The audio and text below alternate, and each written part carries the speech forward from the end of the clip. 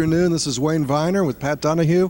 We're back at Byrd Stadium. It's Terrapin Tuesday. Coach Locksley, his first big press conference here. What were your impressions? He's got a lot of swagger as a coach. He really does a lot of confidence, a lot of swagger, and I think that's reflecting on the team.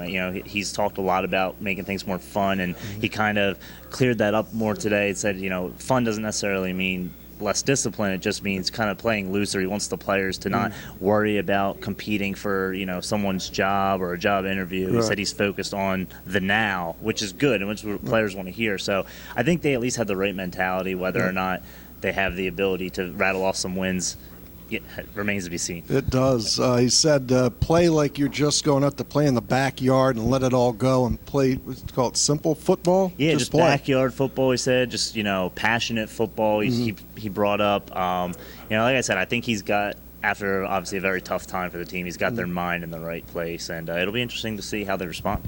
It will. I liked the way he smiled when somebody asked, was that you who asked about putting Cockrell at quarterback? Yeah, I did. I was actually surprised someone didn't ask that sooner, because that was kind of the big change on the two deep this week, obviously putting Cockrell at the backup quarterback. And then I also noticed Avery Edwards not starting or not even back up at tight end anymore. They got Derek Hayward starting it. And then P.J. Gallo second. P.J. Gallo, which are both strong blockers. So obviously, it's obvious that they're going to go to a run-heavy offense. A little bit of a telegraph move there. It's like he even said in his interview here, C.J. Brown offense. So I would expect to see that. And if something were to happen to Perry, if he were to go down, you can't have Caleb or Dax run that sort of offense. No, so I like the way Cockrell looks back there. I do. That's sort of your Tim Tebow, left-handed quarterback from Gilman. That's a good look. I guess you'd say you hope you don't have to find out, because that means something happens to Perry. Exactly, and with that sort of volume, Coach Locks also said they can't keep up that sort of volume for Perry. No quarterback would be able to withstand that. So you don't want to see anything happen to Perry. You hope you don't have to go to the backup. But if they do, you would expect Shane to be able to come in and not skip a beat and just be able to run that offense. Like you said, it's going to be almost like a Tim Tebow, a C.J. Brown sort of offense, which Locksley has had success with in the past, obviously. Right. So. And Juice Williams was his best pupil. They've always had mobile quarterbacks at Florida. I forget exactly who was there when he was coaching there, but they've always had mobile quarterbacks and the ability to make plays with their legs. Right. And now after last year, people are like, boy, all we do is have the quarterback run and throws it once in a while. Yep. Boy, that looks like the salad days of Maryland offense, looking back to CJ. Yeah, honestly, sometimes it's the way to go, because you have to play to your personnel, first of all, and that seems to be – they don't have a pure passer yet, at least not until Dwayne Haskins comes next year. So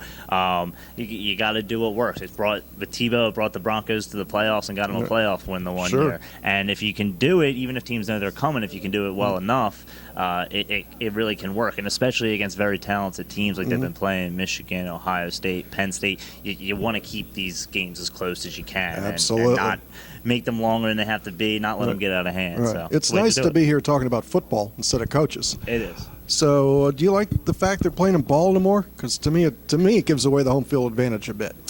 I was trying to think about that, honestly, while I was sitting here, and I was like, does it? And Locksley brought up a good point. It really isn't going to change the routine. Baltimore really isn't that far. I think it does give up the home field advantage slightly with the students. Like, I don't think as many students will show up at the game. Obviously, it's tough to afford tickets when you're a student, and they do a lot, a certain number of student tickets and stuff, but the travel's also difficult. Some students don't have cars and stuff. It's easier for them just to walk over to Byrd on campus. But you'll get a lot more alum and boosters, I think, at this sort of game. And, I still think it'll be a very, very pro-Maryland crowd.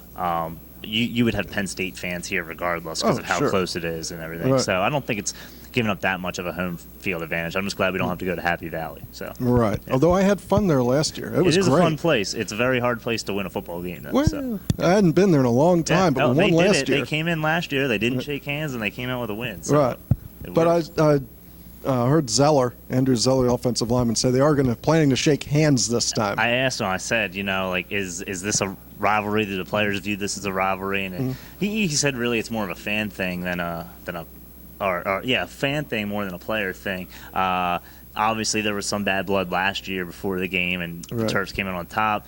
Penn State might play with a chip on their shoulder as a result, but that really shouldn't sway the game one way or another. Both teams are going to play hard and try and win, and he did say that, yes, they are going to shake hands this time. So Okay, so it's going to be 5-2. Yep. Penn State coming here to Maryland. We'll leave the record out for today. Yeah, Yeah, no need to go there. no need to rub that in. Pat, how do the people find you on Rivals? Yeah, on Rivals, it's the Rivals Maryland Network, so it's terpandsportsreport.com or at terpandsports on Twitter, and then my personal Twitter handle is at sportsdownpat. All right. Pat, thanks for being with us. This Thank is you for having Wayne me. Viener for Bruce Posner and the Red Turtle team. We'll see you. You're going to jump in when we get to Comcast? Oh yeah, we're gonna be over there for Media Day, so I'll see you over there. All right, we'll do TerpTalk Tuesday from Comcast Center later today. Thanks for watching.